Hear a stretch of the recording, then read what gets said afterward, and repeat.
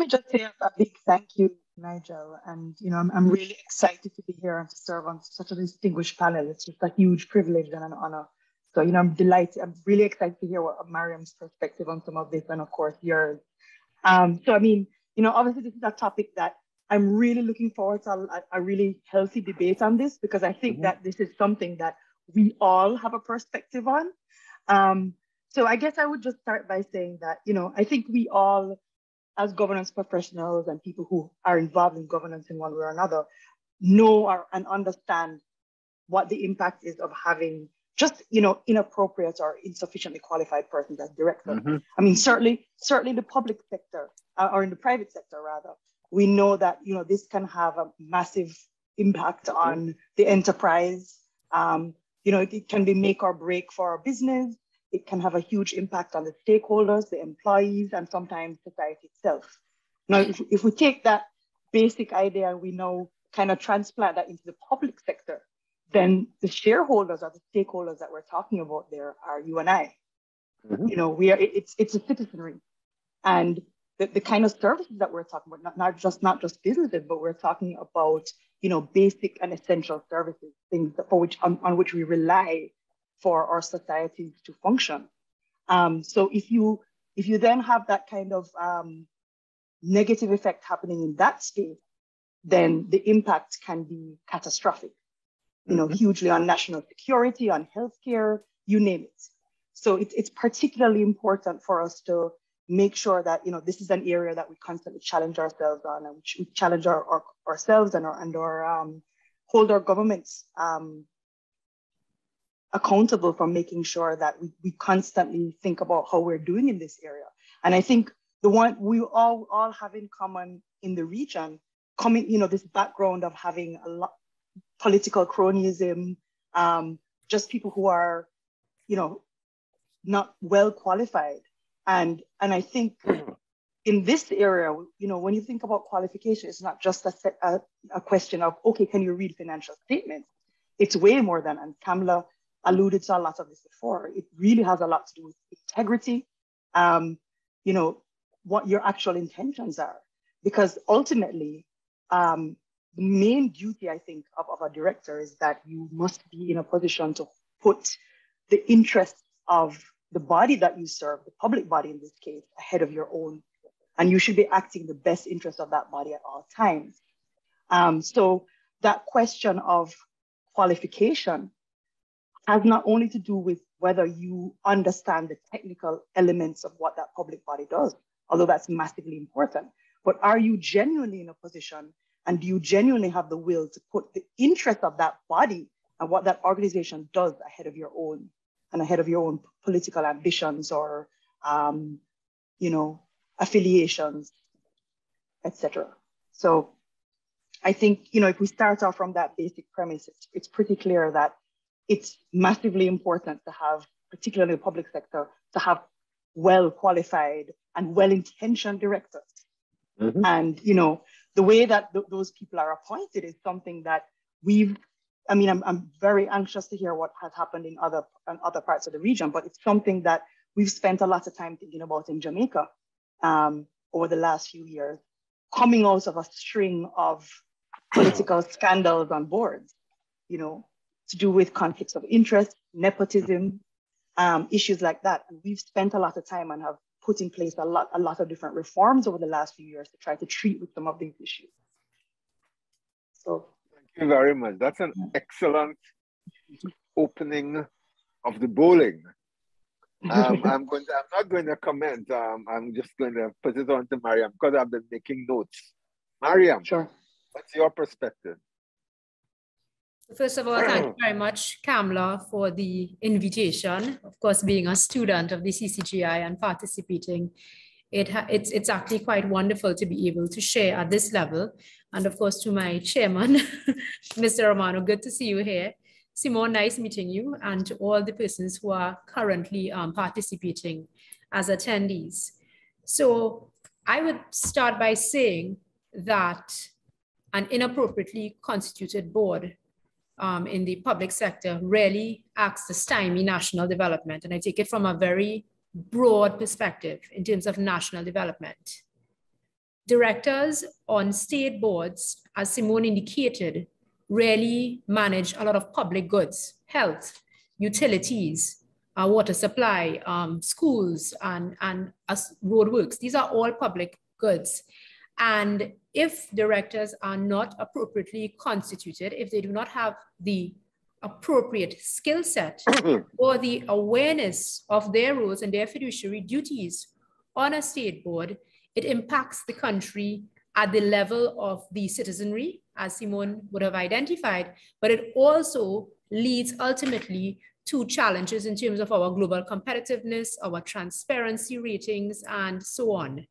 The perception of corruption on boards, the perception of persons not being appropriately qualified or being appropriately aware or trained to be on a board can lead to a poor perception internationally. And really we see that in terms of our global competitiveness. There are so many variables and factors when we look at global competitiveness scores and results. And the boards can actually be tied to the factors regarding bureaucracy in the public service, which is identified as a clear factor in Trinidad, and can also be tied to corruption, which again is identified as one of the factors. And then of course there are the transparency ratings and trickle-down effect with respect to credit agencies, which impact on the country's ability to access capital financing and so on. So as simple as it may seem, we speak about corruption, etc. I am tying that relationship of state boards, their performance, their membership, their ability to execute in an ethical manner and to international standards of procurement and rule of law and transparency, to the country's overall national development strategy and the links to global competitiveness and transparency rating. And of course, there is the overall impact on the ruling government, because if a board is not functioning well, we have seen examples in the past, or there are whisperings or even evidence against the transparency, the accountability, and the performance of a board, it can impact on that, on the sitting government's ability to regain their governance role in an election coming forward. And I think this is why it's key for our government and for those who are selecting persons to sit on public sector boards to choose the best persons, not just in skill set and qualifications, whether you're a lawyer or a banker or a subject matter expert, but persons who understand the fiduciary duties of a director and understand, as Simone said, the ability and can separate the ability to look after the functions of the board beyond themselves. So it's really an act of national service, I would say. And it's one that needs to be carefully considered because it's in the interest of our country's development. So thanks, Nigel. Thank you very much. I mean, we have two very, very interesting perspectives. One is, we're not talking just technical qualifications. We're talking about values and we're talking about intention. Are you here to serve? The other perspective, and I think it's very important, is that a poor selection of directors on a state enterprise has outsized effects because of the impact on things like, as Maryam said, the public goods, health, utilities, infrastructure, which in turn impacts the productivity of the private sector and its ability to be competitive. So, and I'm going to allude to what Mr. Gordon said earlier, because I was able to join at the end. The question is, how do we get governments who are responsible for appointing the members of these boards to understand that it is in their best interest, assuming that their interest is the development of the country, to appoint the best people to ensure that we have the right the right people in the right roles. So I'll go back to Simone. Simone, Yes. what do you think, and what has been the experience in JA? I mean, I guess I would start by saying that, you know, how do we get governments to appreciate this? I guess I would start from the most basic premise, which is that, you know, these things, and Maryam alluded to this, that, you know, these issues of corruption and so on in these state enterprises ultimately have an impact on the rule of law. These issues trickle down, and in some ways they cascade down. So every element, every factor, every facet of the society. So we have to start from an understanding that if at the highest level, we don't operate with integrity, then you simply cannot expect to have a society that you ultimately can govern. You will not even be able to govern your own country, because you will start to normalize. And I think we see that in Jamaica, many countries. You normalize corruption, you normalize this sort of informality and this disregard for regulation, rules. You normalize this idea of acting in your individual interest. And these are all values, I think, that ultimately undermine the society at large. And they make it an ungovernable society, you know, and they have all the impacts that Maryam alluded to internationally. So that's one, that for me is just the basic premise on which, you know, governments need to understand this issue. But as I was saying earlier, a way of doing this and of holding governments accountable, I mean, obviously they are always accountable to the electorate. So I think it's massively important for the political electorate to hold them accountable for these issues as something that we care about, as much as we care about, you know, the impacts of gas prices. We also care about having governments that really live and believe in these principles of ethics and integrity. And in Jamaica, as I was saying earlier, we've actually tried over the last few years to put in place checks and balances through law and regulation, which give a lot of guidelines and requirements for how public boards are selected. And I'm happy to talk about those in a little bit more detail. But I just wanted to say on that point, so that's an important starting point. You know, you legislate, you put the checks and balances in place in the same way that you would for private sector boards. You regulate, you create policy. But, you know, the reality of it is that we can put all of these checks and balances in place, but lots of boards and governments and organizations that have robust systems and policies also fail and also have corruption. So a lot of this really does come down to will. You know, you can put these things in place. And as I said, I can tell you a little bit about what we've done here.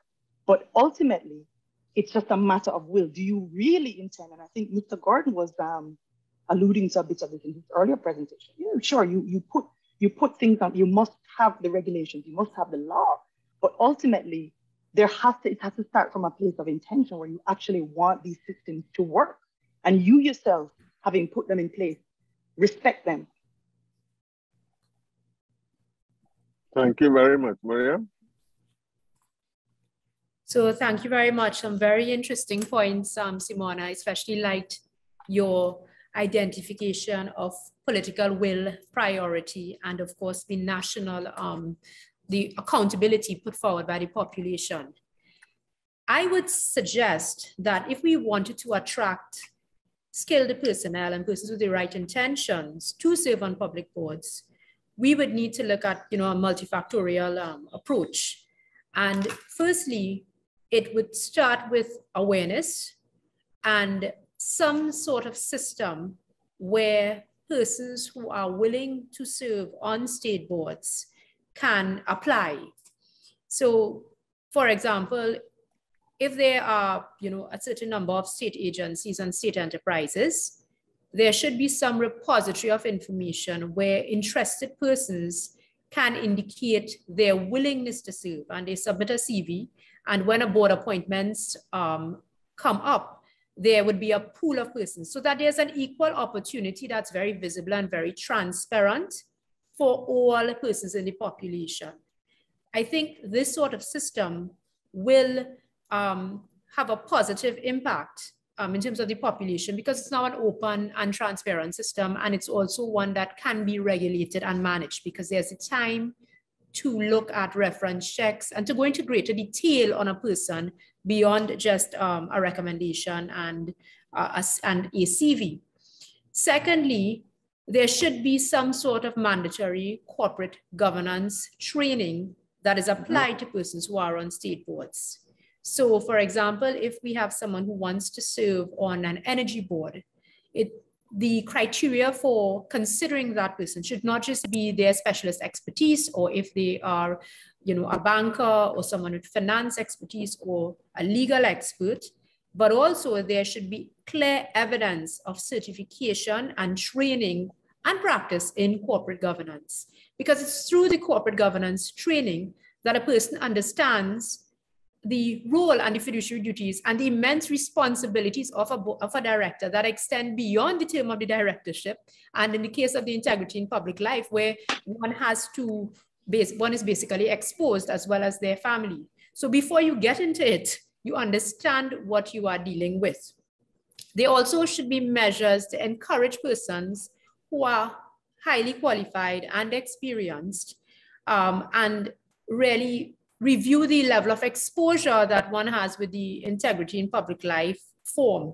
We had an interesting discussion about enforcement earlier on with Dr. Farrell and Ms. Mokomi.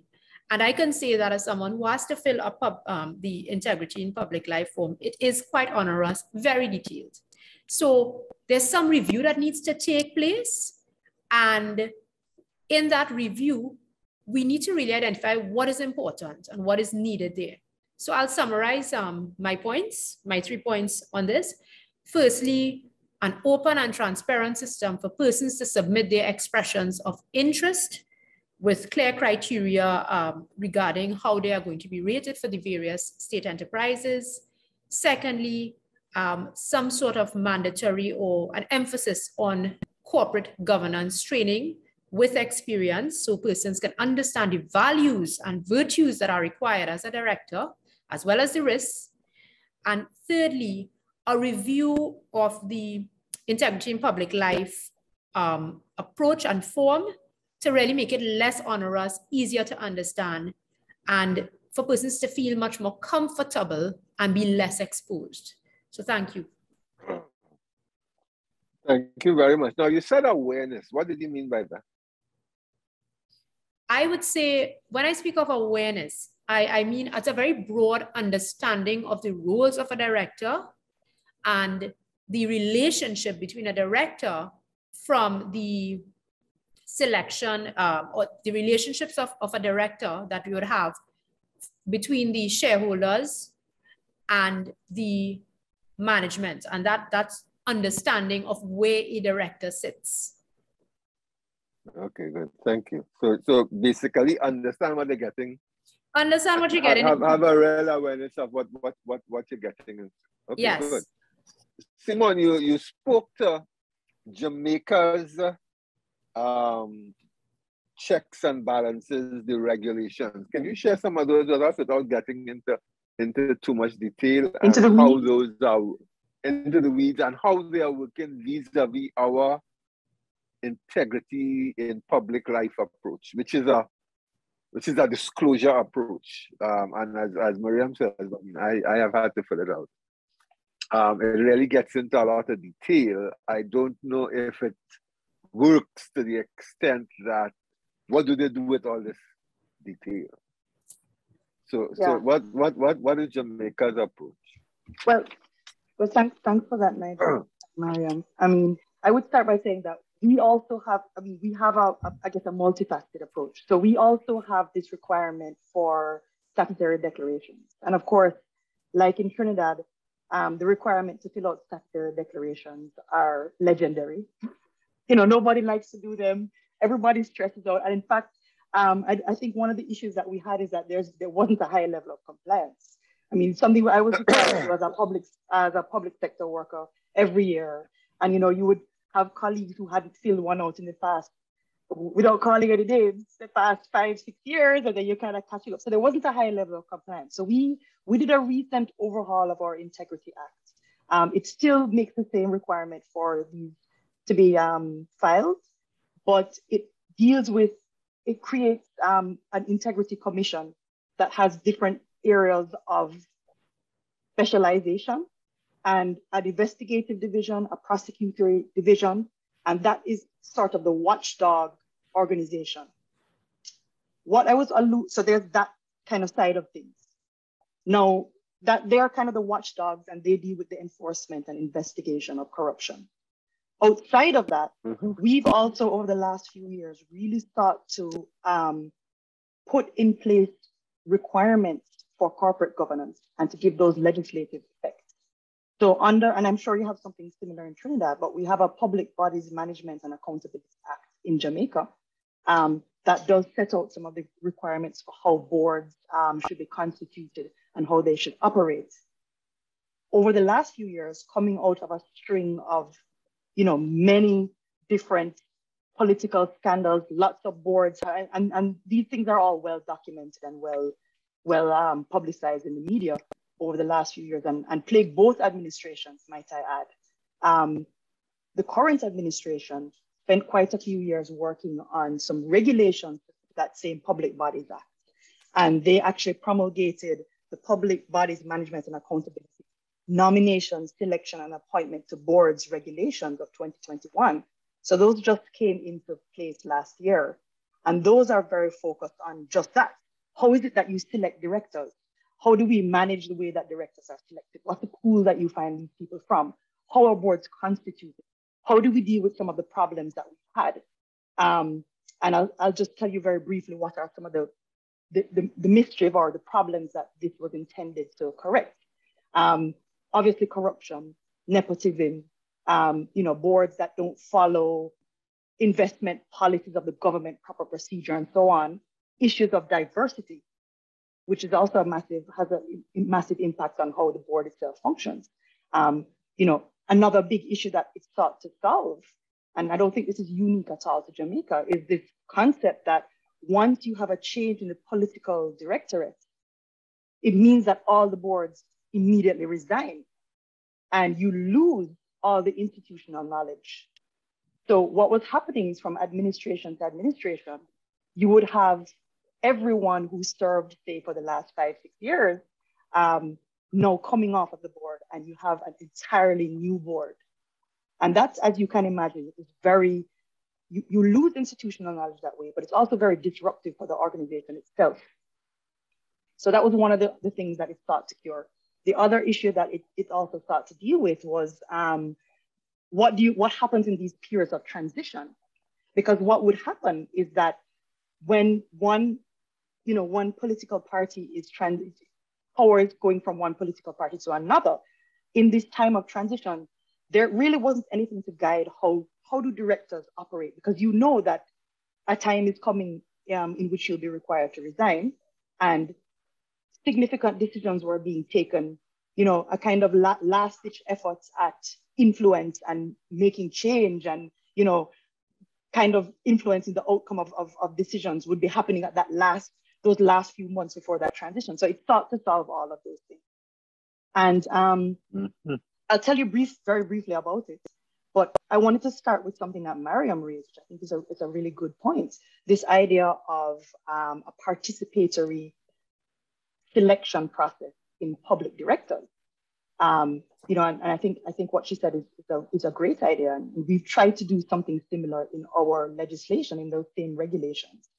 So it's not quite as far-reaching as she may have suggested, in that not anyone can elect or add a director to the nomination, but it does create the idea of a database, which is owned by the financial secretary, essentially, because the Ministry of Finance and the Public Service here in Jamaica has a responsibility for corporate governance and governance in public entities.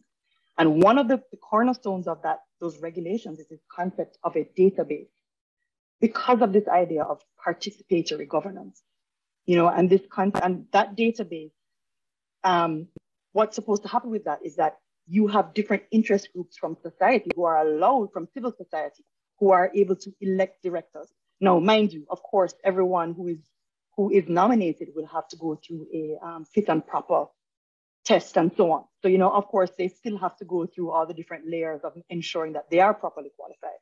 But the idea is this idea of participatory governance. So civil society groups can choose, political parties, of course, can choose, educational institutions, academic institutions, and groups that have a direct relationship with specific interest areas, such as disabilities, are able to select directors to be added to that pool.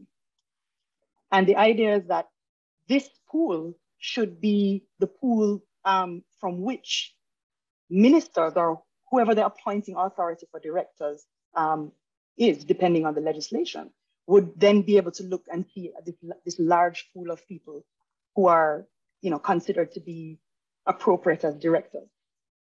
So that's one thing. The other thing is that there's also a competency profile, which is a very detailed competency profile for public boards in Jamaica.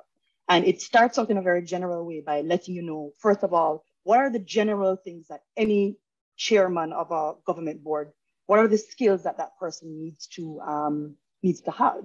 What are the characteristics of a good chair? And it ranks them. What's essential? What's a nice to have? And then it goes on to directors in a very general way. And then it breaks down for each specific public body, because they're all very nuanced and they all have their own specific areas of expertise. So for example, civil aviation authority, you're going to want to have somebody who knows something about civil aviation.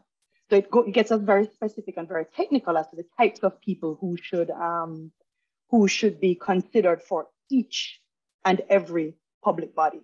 So the idea is that, the appointing authority would look to the database, and then you would pick some names, and then you would take those names and you would then look at the competency profile and say, okay, I like Maryam, I like Nigel, I think they're great people, they're well qualified, but I am the National Health Authority. So let me just check and see if they fit the competency profile for this particular institution. So that's one of the things.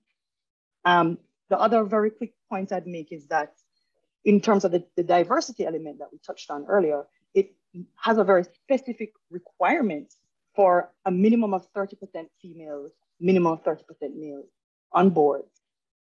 And then it importantly requires that when you have a change in administration, you must retain 1/3 of your existing board.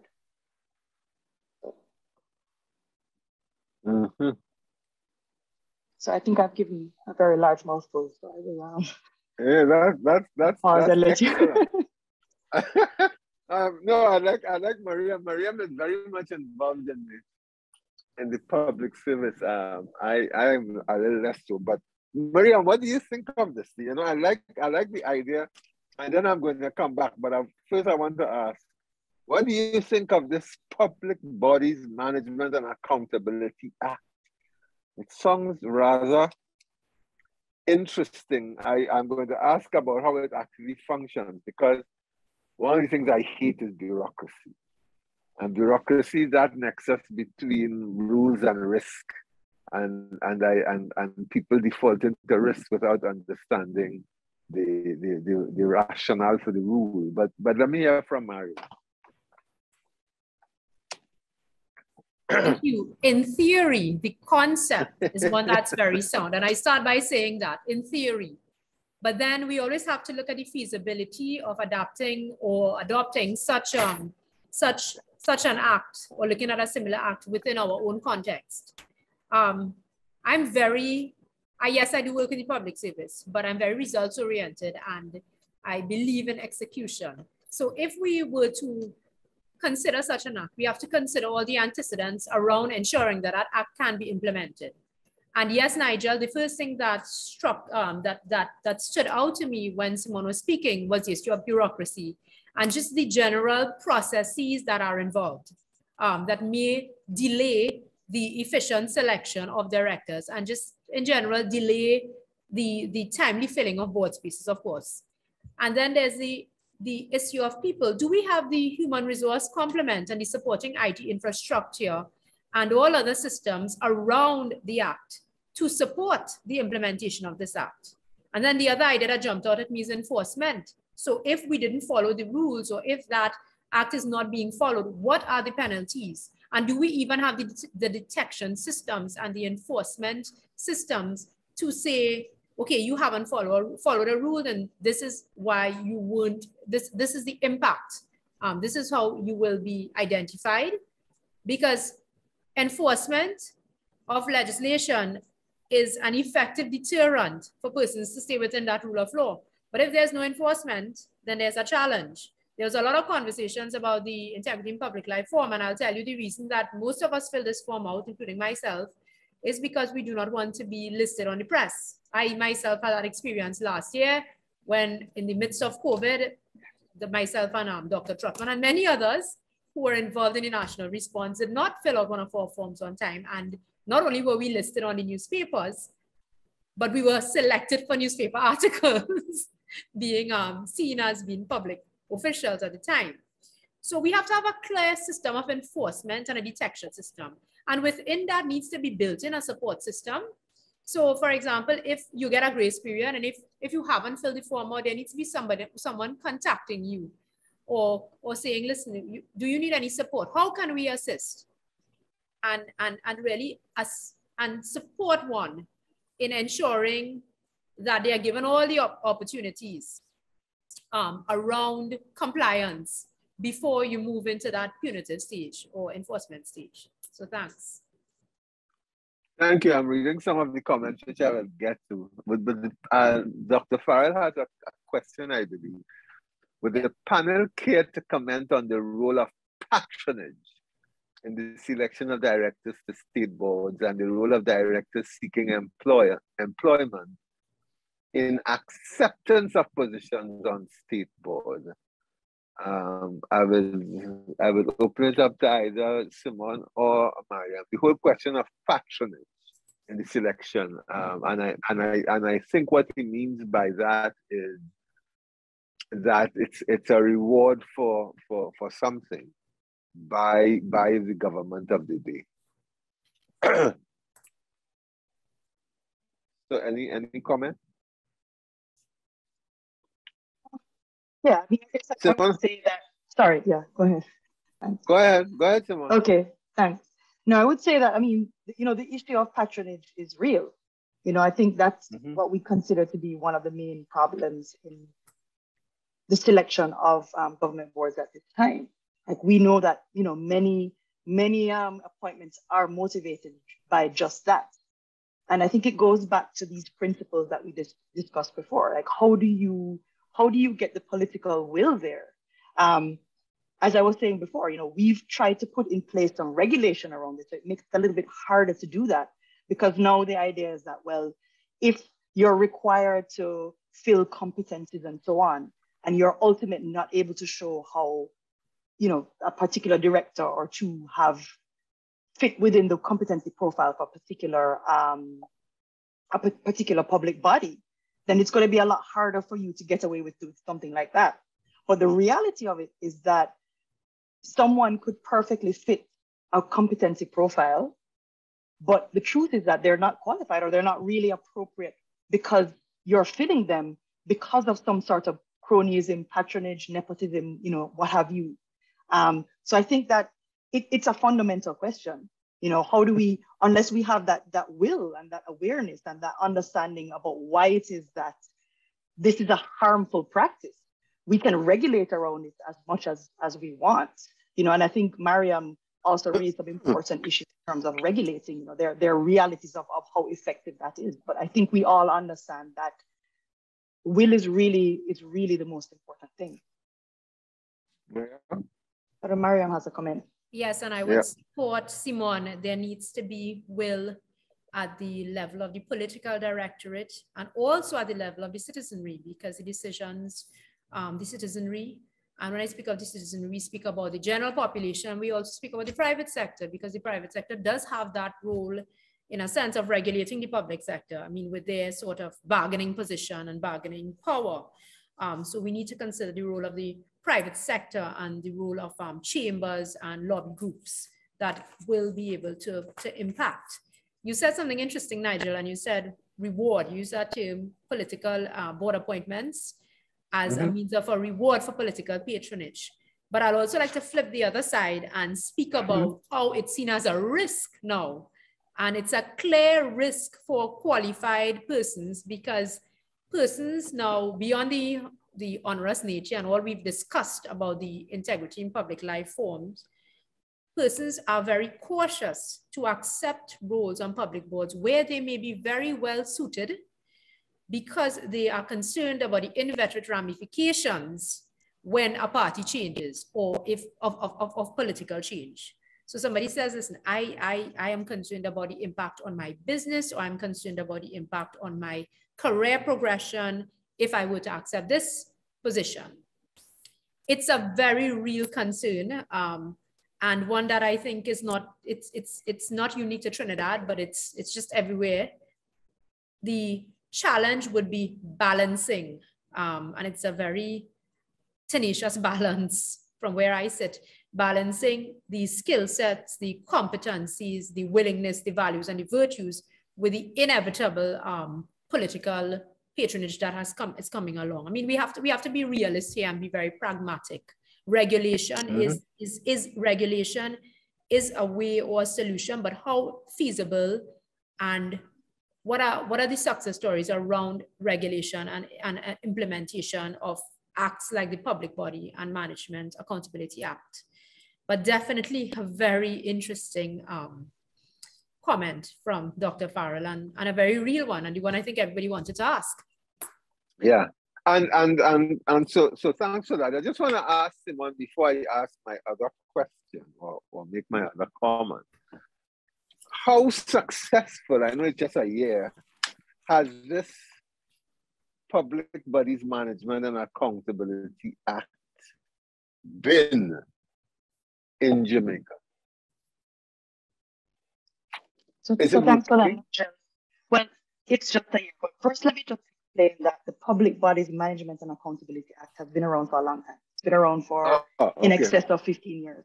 These are just a very specific set of regulations that go to the heart of what our discussion is today, because they specifically touch on the appointment of public boards. The Public Bodies Management and Accountability Act has been in existence for a long time, and it does set out general high-level governance principles for how public bodies are expected to operate, and you know, principles by which they are bound. So for that part of it, and you know, and quite frankly, it was always a good piece of legislation. You know, to Maryam's point, it's a well-written piece of legislation. It sets out important principles. Yet we've been plagued by a string of, you know, public boards, scandals and corruption and stories of nepotism and damning reports of the Auditor General. So we always have this good framework in place, which has sanctions, which has penalties.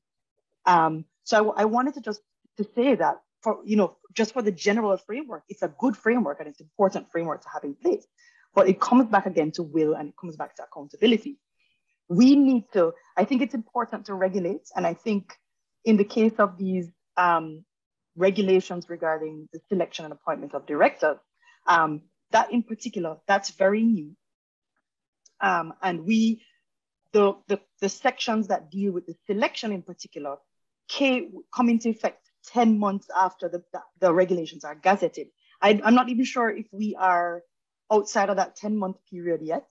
But if we are, we would have just been outside of it. This is not in effect, and we really would have to give it a year or two.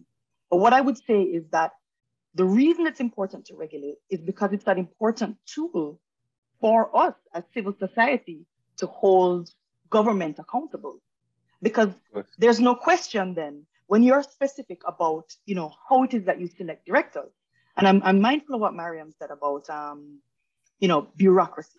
But this is actually not supposed to cause bureaucracy, because what it's supposed to do is it's supposed to give you a database of people so that you don't have any reason to sit down and spend, you know, ages thinking about, okay, well, the reality is I don't think anyone spends ages thinking about this stuff, because I suspect they appoint the same people over and over again. I think that's been the experience, both in the public and private sector, quite frankly. Usually the same faces that you see on boards. You don't have a lot of fresh faces and fresh perspectives. It tends to be the same pool. But the idea is that as time goes by, this database fills up. You have this competency profile, and you're supposed to be able to very quickly identify what works and what doesn't work. But again, if you don't really, and as I was saying, the important thing for the citizenry is that when you have that sort of regulation, then it's clear to us when you have not followed it. So if you are, it's clear to us, it's a little bit clearer when a selection is an inappropriate selection, because we now have clear regulations that tell you what's appropriate. They tell you what is required. They tell you what competency looks like for a particular public body. So I think more importantly than sanctions, the tool that it really gives us is a means by which we hold the government to account. Whether we do that enough is something that I don't think we do, because I think, yes, we will have, and I'm sure it's not so different in Trinidad, that these things make the headlines and it's a big deal for 2 weeks and then everybody moves on. And there's often, when you kind of sit and you look back at, oh, remember when this happened 5 years ago? Oh, remember when the AAJ scandal happened? And you think about, where are the actors in this whole story now? Many of them remain unscathed. They've gone on to other appointments. They've gone on to other things. And this thing is a fleeting headline and that's it. So we have to use these things as a tool to hold our governments accountable. That's where I think the power lies, more so than in sanctions. More so than, and the investigators should be us. That's what the media's role is. We should be looking at these things and making this thing a real priority for us as citizens. So, all right. One of the things I wanted to go to was to move away from all the regulation and ask. I believe that if organizations are clear on their purpose, so this organization's purpose is X, and whatever that X is, and that the members of the board and management are very clear on what that purpose is. And then they are also very clear on what are the core values that are going to inform how this organization operates. And that is clarified upfront, along with maybe a board induction type training process to look at purpose, to look at values, and to look at the fiduciary responsibilities of the board and the implications for non-compliance. How effective do you think that would be?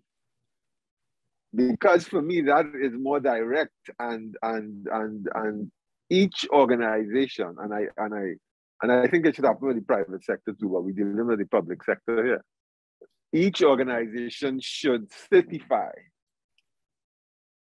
to whoever, whether it's the Integrity Commission or whoever the regulator is, that this conversation and this training has been had. How do you think effective that would be? Maryam, you can start and then we'll go to Simone. I think actually that is an excellent suggestion, and it would be quite effective because it's participatory in a way, in terms of the actual organization being able to identify where their strategic objectives are placed at the present time. They would be able to identify the gaps in terms of their functioning, or where operationally there are challenges. And then they can kind of backtrack and say, okay, I need a director with a particular or specific skill set. The inclusion of the training and that sort of board onboarding or board induction, again, very, very important, because it allows a new director to really understand the scope of the organizations beyond the vision and mission, but how the organization communicates, the organizational culture, the way the board functions, understanding the members and their roles and responsibilities. So it's a tailor-made approach, because I would say that when you're invited and you join a board, it takes a certain period of time to really catch up and understand the nuances of that board, because each board operates differently. There are different communication styles, there are different meeting styles, and of course that is compounded by different strategic objectives. The implications for non-compliance, again, fully agree with that point, but it's the manner in which the implications are brought forward, the severity of the implications, the allowances between when you're clearly identified as being non-compliant to when there just may be some other antecedent issue around the non-compliance. So I think taking this, to me, what you're describing, Nigel, is a more board-centric kind of bespoke approach to filling a directorship on a board, as opposed to the more broad-based approach where the onus is on the government ministry, you know, in terms of filling the board.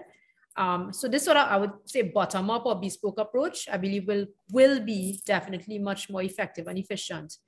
The challenge, however, here is convincing the political directorate and also ensuring that this sort of standardization doesn't happen in one particular sector, one particular ministry, and it goes across the board.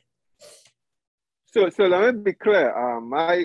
What I propose is after the board has been selected. So I think you have to manage both. Yeah. So you get the right selection. Hopefully, it's almost like, you know, the Procurement Act has this database of eligible suppliers. In this case, it's a database of eligible human resources for boards. But having selected from that database, then one has to educate as to, here is why we are here, here's our purpose, this is how we do business, and here are your responsibilities. And if you don't understand that, let's be very clear. There should be no excuse about, well, I really didn't understand, because after that induction, it should be clear. And to your point, it has to be followed up by reporting on how the board is doing. So the board should also report out to the population that this is what we have done for the year. These are some of the key decisions we have taken. And in the case of a nonprofit, here are some of the initiatives we engaged in, and these were the outcomes. We fell short here, but we have to make up here. So you add to the transparency without adding to the bureaucracy. So right. Something to think about. We have a question before we open it up for everybody else from Margaret Ann, and she said, do you think serving on multiple boards can have an impact on the effectiveness to serve, and may find a similar impact to someone who is not adequately qualified to serve? Now I'm going to take a shot. What is the limit? So I think it depends. If the person is not gainfully employed otherwise, and this is all they do, I mean, maybe 5, I don't know. But the point is, if you have a full-time job, maybe 1 or 2, but again, it depends a lot on the board, on the state of the organization, and of course the quality of the leadership. But Simone, what do you think? Well, I think never a one size fits all. I think best practice standards as they currently are suggest that no, you shouldn't hold more than 3 board appointments. But as you said, Nigel, you know, you have a lot of people who, you know, they're professional directors. That's what they do. You know, they sit on boards, and there's nothing wrong with that. It's a perfectly noble, noble way to spend, and I think fairly lucrative as well, to spend your your days. Should you be so fortunate to make the cut and be in that pool of you know, coveted directors. But I think best practice is 3. I would agree with you. I think, you know, if you're not gainfully employed, you could well do more than 3, perhaps 5, maybe 4. But I think the general best practice rule is 3. Although if you are gainfully employed and you have a very hectic job, I think sitting on 3 boards would be very difficult. Because because if you're really going to give your all and you're really going to understand very well, like to Maryam's point, this idea that so many of the businesses or the areas that these boards regulate massively diverse. There's a big learning curve before you really become effective. How much will you really be able to become ingrained in that organization, what they're doing, and to serve that important, function of actually being able to look very critically at your board papers and to know and assess whether the information you're getting is accurate and proper information. That takes, a fair level of scrutiny and also understanding. And then, of course, with many boards, we all end up sitting on multiple committees. So, you could be involved in one board, but it really is 10 meetings per quarter. I mean, that's just the reality of how these things are. But, not to kind of belabor the idea of the regulations, but I just want to point out that that's actually something that these regulations say. You cannot, they set out areas of disqualification for public boards. And if you are in more than 3, you can't hold more than 3 public board appointments at one time. So that's very specific. You don't have a choice in Jamaica, even if you are a professional director. You have to seek appointments in the private sector to fill up fill your days, as well as public, because you can't do more than 3. So. You see, Maryam is on like 5 already from her CV. Well, it's a very interesting question, and I would say, based on my experience, that it depends on the types of board that one is on and the areas of expertise that you've been brought to share. So obviously, if there's a particular skill set that you've been brought onto a board to contribute to, and it's tied to your core role and your core skills, it's a lot faster to understand and to appreciate and to be able to critically analyze board papers and read board notes, etc. Also, there's sometimes a relationship between boards. So although it may count as 2 boards, you're really doing the work similarly of one. So it's one afternoon or one morning and so on. But I do understand that ordinarily it is difficult for one person to juggle multiple boards. But I would say that the caveat would be, it depends on the ability of the particular person, their skill set, their ability to project manage. And this is kind of where we discuss the whole value system and knowing the person that you're appointing to a board. And also the types of boards. And as Nigel indicated, the state of the company and the organization at that point in time and their leadership team in terms of how much the board or the degree that the board has to meet and to contribute or provide oversight. So thanks. Okay, thanks for that. I'm going to open it up to the participants. The question, unmute yourself and if you want to show us your face and you can ask questions. I see that Arlene has said that there is a database or was a database, and Takia has said that there is a database at the investments division of potential directors. The question is, how is it used, or is it used at all? So any questions, any comments from the participants? Well, we're into the final half an hour. Don't be shy. Let me just say that it was used previously. The resumes were gathered. Ministry of Finance Investment Division would put a call out to qualified persons or persons with particular kinds of skills, and you could submit, whether it was from government, public sector, civil society, someone who you feel could have made a contribution. And within the Ministry of Finance, they would then, once they have director positions to fill, they would look at this list and put that before the cabinet. So it is not that they are making the decision, they're putting recommendations. The cabinet may take one or two off and may ask for one or two other recommendations, but there was some kind of process. But as far as I understand, even though it still exists, I'm not sure if it really guides, you know, the persons who, yes, are placed on boards now. I mean, it is our ideal really would be the training and certification of directors before being considered, because sometimes there's nothing wrong. You could be a political person, but well qualified to serve on a board, but you need to understand what your duties are and what you are expected to do. And we have had little cases in the newspaper where I remember on one board, a person a director sent by his private email a request for proposal to a friend or something like that. And he said he didn't know, which means that the due diligence of training up and informing and doing some kind of induction of those board members didn't take place, you know, if he didn't know. So we have a lot of work to do. And correct, and just to clarify, this list at the investment division is developed by the incumbent government, or is it accessible to all governments?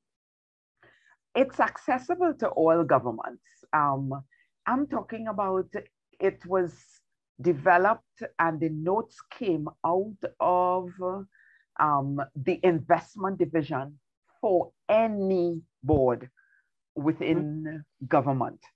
Now, I think they come out of many ministries, so they are not, they don't really, I don't know if they consult with the investment division anymore, you know, 4 persons, but it's there. It would be public. So it is not whether you are parties in power that, you know, you have the list and then you take the list away. No, the investment division as a division in the public sector has the list. Whether it's updated or not, maybe Takia could see. Yeah, but Simone alluded in Jamaica that civil society NGOs and that kind of stuff could make nominations based on set criteria. That's not the case here. They can, I think they can make nominations depending on the board positions to be filled. Good. But someone, as I said, I don't know if Takia is in the Ministry of Finance or if she just knows, but maybe she can clarify that a little more. Takia, you want to comment? Yes. So unless we currently manage a database, it's the same database that Ms. McConey was referring to before, and persons in the general public can submit, and they do submit resumes. They submit, you know, their willingness, a letter indicating their willingness to serve, and they would attach their CV. And also depending on, for some companies, depending on their bylaws or in the case of a statutory body, depending on the act that may require specific, for example, labor representatives. Right. Their person to be appointed to the board. You know, do still come out of investment, but yet the line ministry does have a role in proposing persons that, you know, they think that would be a fit in the field. You know, so for example, you know, community development, if you have persons that are, you know, that are good for culture and the arts and so forth, they would be more knowledgeable about persons in that area. And so they would propose names, knowing persons intimately in that area. So there is more of a joint role, I would say, now in terms of the notes and that fair things where, yes, you may do the administrative part of it, but yes, the line ministry does have a role in proposing names, but the database is still managed, it is still being used, for various in various ways the database is used, but we still do manage a database of personnel. Okay, thank you. So they're in the list. We don't know how actively it is used and how up to date and stuff it is. So I think there is some work to do there. Antonia, you commented that you had consulted and the whole question of intention, the need for them to be qualified is strongly aligned to the intention. You want to comment on that? Sure. Good day, everyone. Good day, good day. Yeah. I mean, I have seen and I've worked both in statutory bodies, various state enterprises, and I've watched, I think I've worked across about 4 administrations in my time. And I've seen time and again, the quality of the board was very much affected by the understanding of what corporate governance was, the strength of the internal management to influence the board, and the willingness of the chairman or the board to accept the sitting CEO or MD that they inherited. Where there was not alignment at that point, you found if there was a strong lean in an administration where loyalty to the party agenda was greater than national agenda, you got a particular type of directors assigned. Where there is a strong interest in national development, I noticed a trend where who would be appointed would be based on if they believe there was a problem to solve in the organization. Yeah. And so you may have qualified on paper, which is one thing, but then there is, I think to me, the bigger qualification needs to be in understanding the business. And apart from training in corporate governance and understanding, because there's a genuine belief still up to today that the role of the director is to pursue the agenda of the government and not the interest of the company, which undermines, a lot of the already existing strategy of the organization. Their built-in culture, all of that can get overridden in one fell swoop because there is no intention to seek the interest of the company first and foremost. So beyond that, the general training in corporate governance, there needs to be an understanding that you first have to understand the business.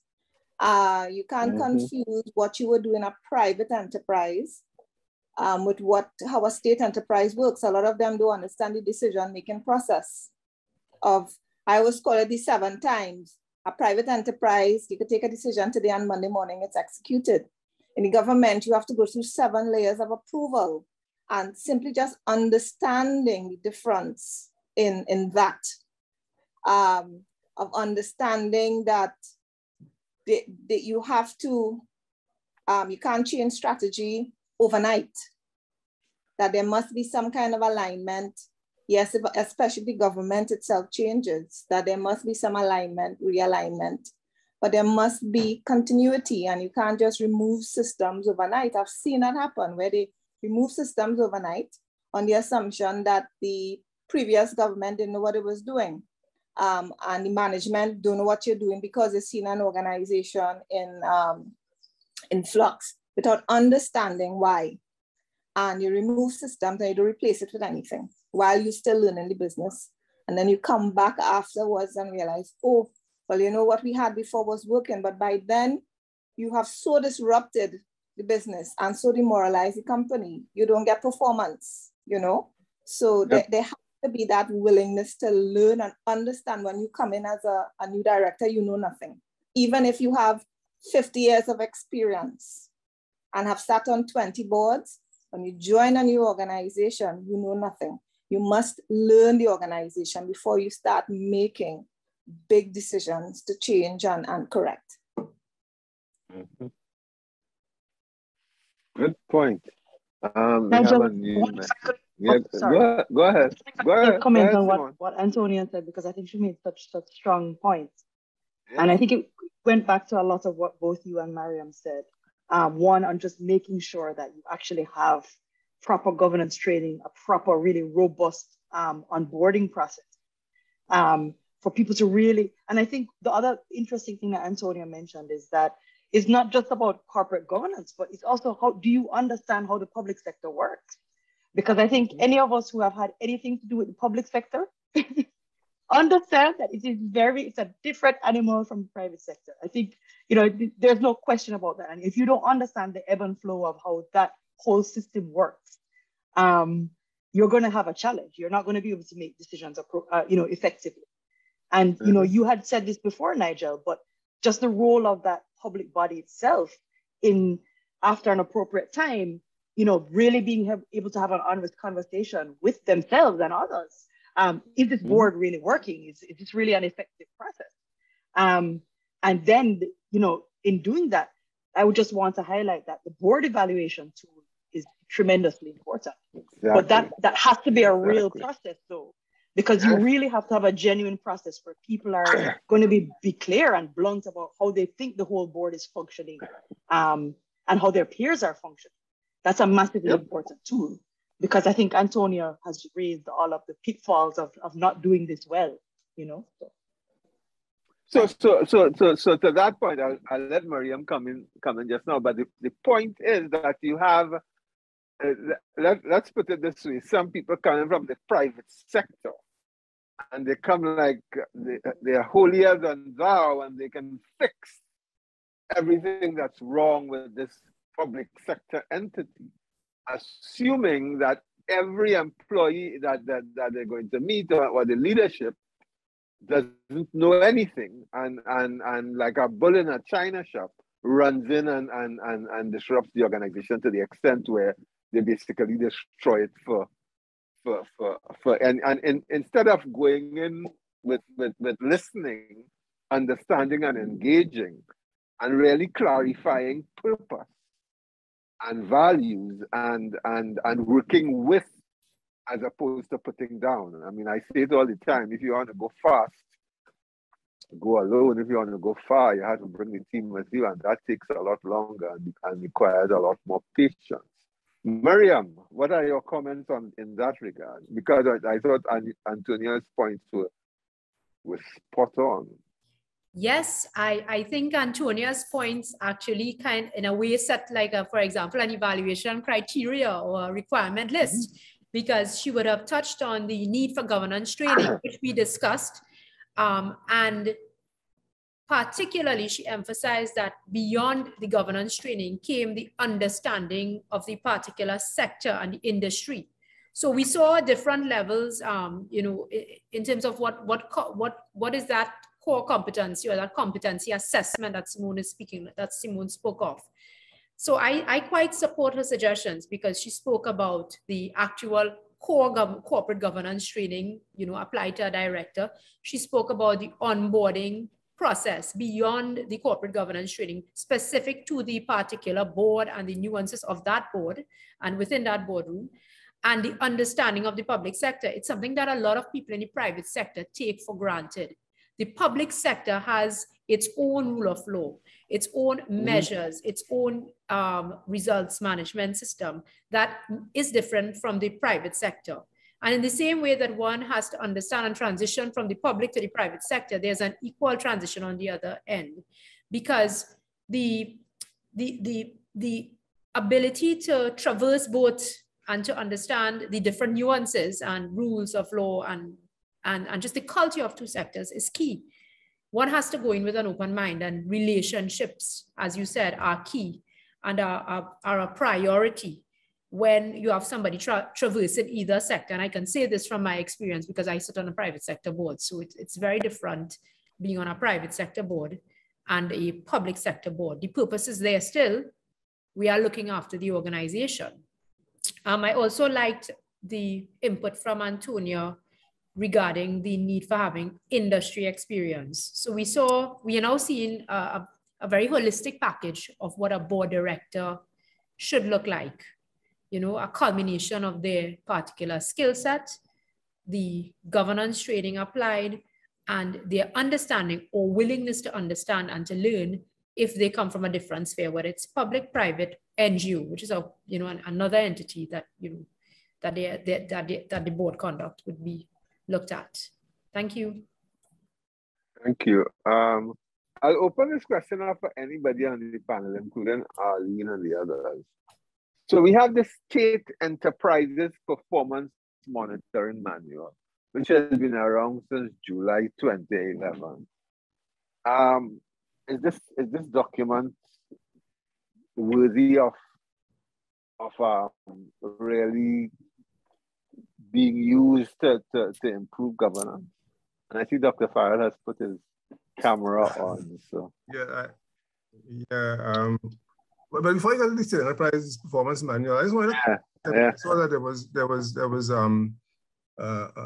sort of tremendous support for Antonia's position. I just want to derogate from it a little bit. No, go right ahead. And to suggest, number one, because I chaired the State Enterprise Review Committee back in 2016, in which we looked at state enterprises. So one of the first things is that there are different kinds of state enterprises. There are some which are unambiguously, how should I put it? They are about public, they're about delivery of public goods, okay? And so therefore the public purpose is actually quite clear.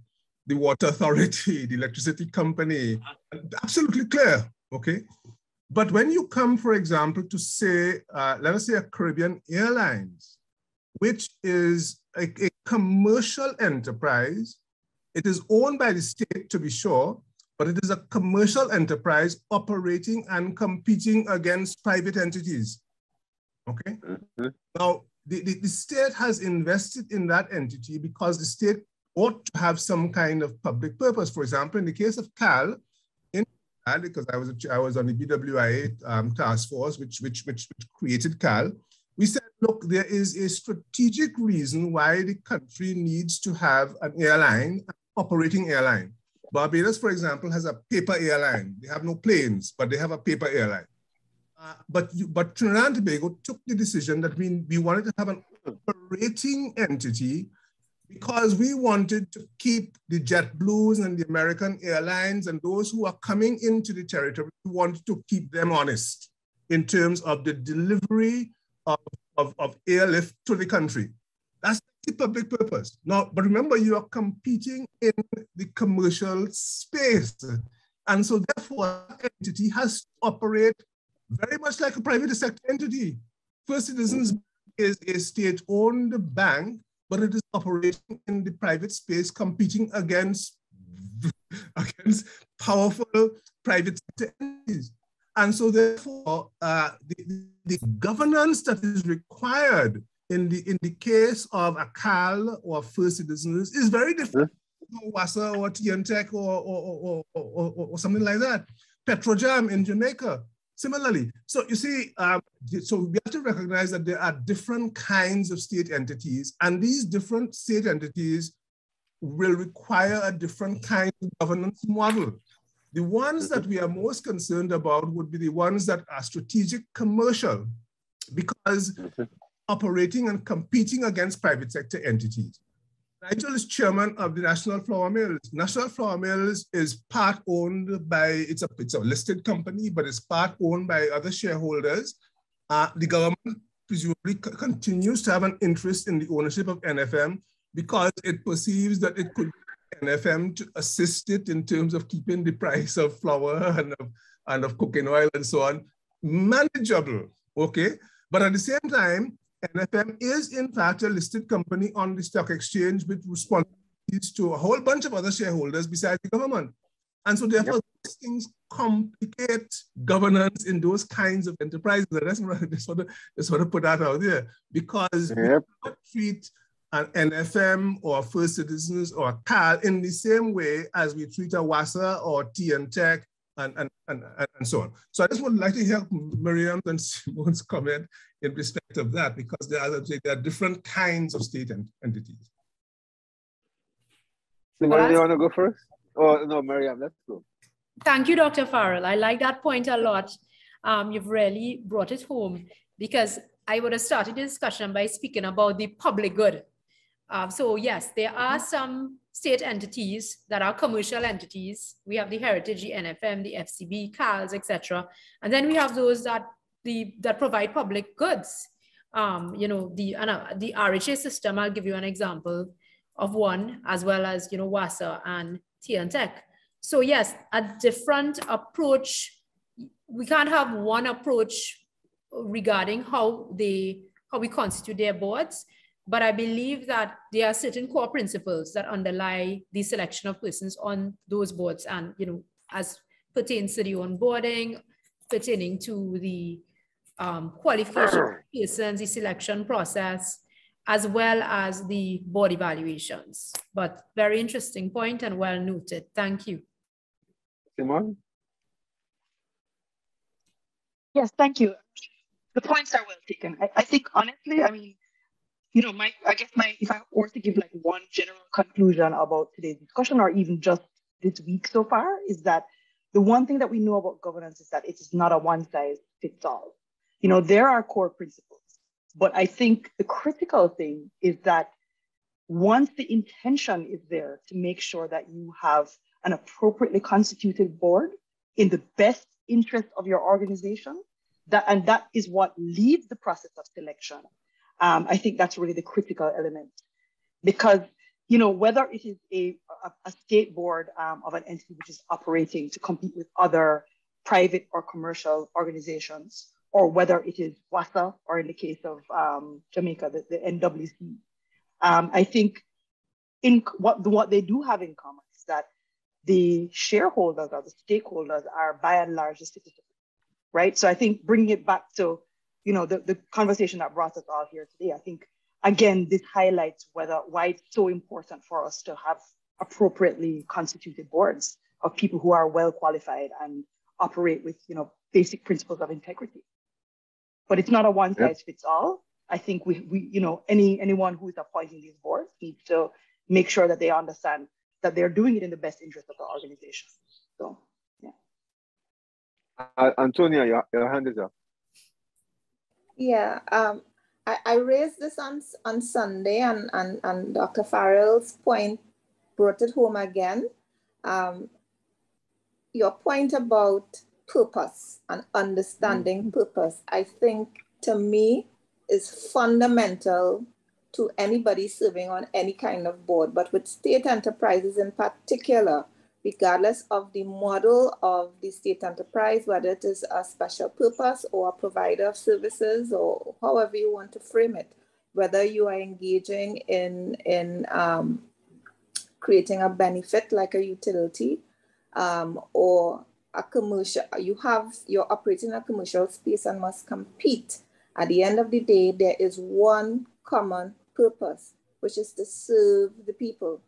And I think when you remember that, and if you frame it in the ESG model, which is why I like that we are going in that direction, you step away from this whether I am for profit or not for profit, and it makes a difference. Because what we've had in the past traditionally is if you were not designed to operate in a commercial space, there was a perception that I can just rely on a subvention and I don't have a fiduciary responsibility to the state or to the people. Whereas if I use the ESG framework, where it is about creating value, you understand that whether it's a subvention or whether or not I am required to earn my own money, at the end of the day, our responsibility as a board is to make sure that however we get that money, it is to be used in an efficient and effective way.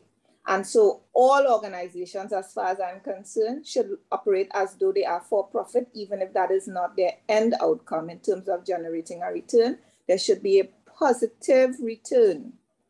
You don't have to be given dividends, but there should be a positive return on whatever money is invested to you.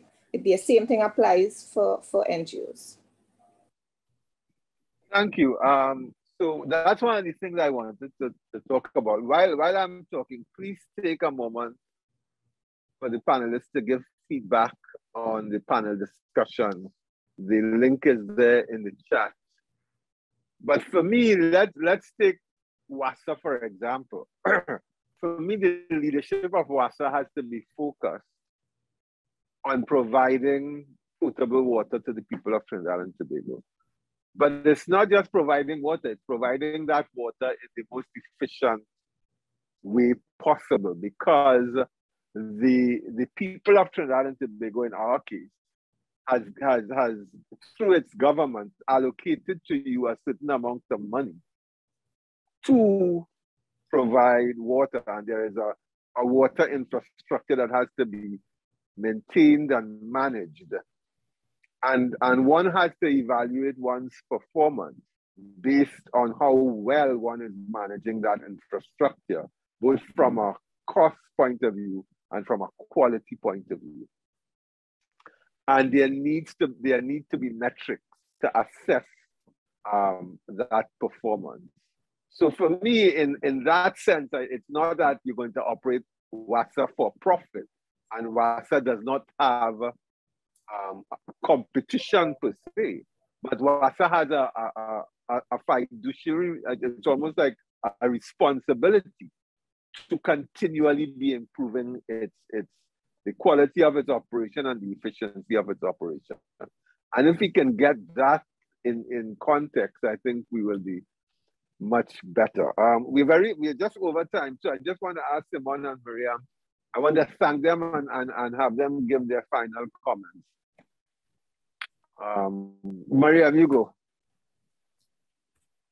I'd like to end by saying that I believe that Trinidad and Tobago is rich with indigenous talent, and that we do have many persons who are very competently qualified to serve on state boards and who will and value geared towards national development.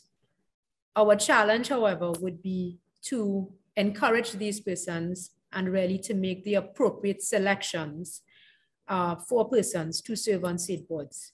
And in closing, I would like to thank CAMLA and the Corporate Governance Institute and our previous speakers, Dr. Gordon, Mr. Gordon and Dr. Farrell and all the other persons who would have participated, because we certainly had a lot of rich insight and discussion into how we can navigate that sphere of selection of persons in public boards. I think it can be done.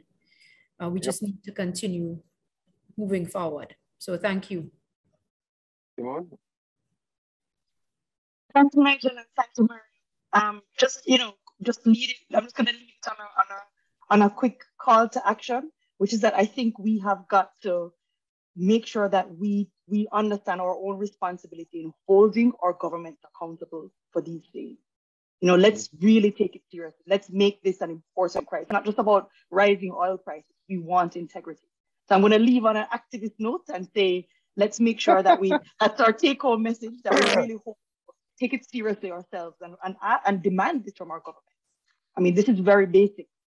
We should, we're entitled to demand it. And from our governments across the Caribbean, because we are the Caribbean corporate governance.